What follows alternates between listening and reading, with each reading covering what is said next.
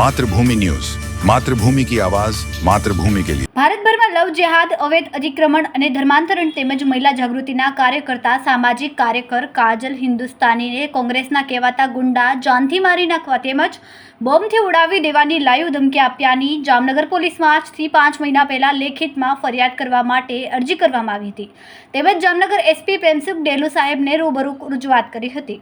Jamnagar local crime branch દ્વારા છેલ્લા 5 મહિના થયા તપાસ ચાલુ હોવાની વાત ફરી ફરિયાદ દાખલ કરવામાં આવી હતી।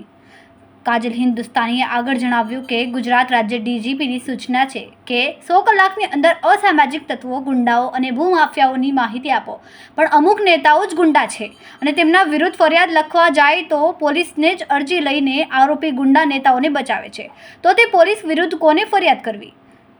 કાજલ હિન્દુસ્તાની દ્વારા જણાવવામાં આવ્યું કે મારા નંબર વાયરલ કરીને અસામાજિક તત્વો દ્વારા ફોન કરીને મારા જીવનું જોખમ ઊભું કરેલ। છેલ્લા 2 વર્ષમાં 25 હિન્દુની ટાર્ગેટ કિલિંગ હત્યા થયેલ છે। જો મને મારી નાખશે તો જવાબદારી કોણ લેશે તેવું ગુજરાત રાજ્યના ગૃહમંત્રી હર્ષ સંઘવીને જાણ કરી છે। આ વાડીને જી નમસ્તે, રામ રામ। મેં 14/11 જામનગર એસપી સાહેબને મળી। જામનગર એસપી સાહેબને મેં બધા પુરાવા આપ્યા। મને ખુલ્લેઆમ ધમકીઓ આપે છે, ભડાકો કરીને ઉડાડવાની ધમકીઓ, મારા ફોન નંબર વાયરલ કરે છે ને ધમકી આપીને એમ કહે છે જેને જે કહેવું એક વાયરલ કરી નાખો, આને તો હું નહીં જ મૂકવામાં આવશે। ત્યારે હું સાહેબ પાસે રજૂઆત લઈને જાઉં છું કે સર આમાં મને પ્લીઝ હેલ્પ કરો, દોષીઓ ઉપર કાર્યવાહી કરો।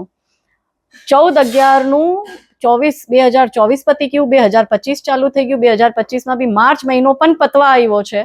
મેં થોડાક દિવસ પહેલા આરટીઆઈ કરી, આરટીઆઈમાં પણ મને આરટીઆઈ પીઆઈ સાહેબે પાછી બોલાવી, હું ગઈ, એમને મને એ જવાબ આપ્યો કે અમારી ઇન્વેસ્ટિગેશન ચાલુ છે।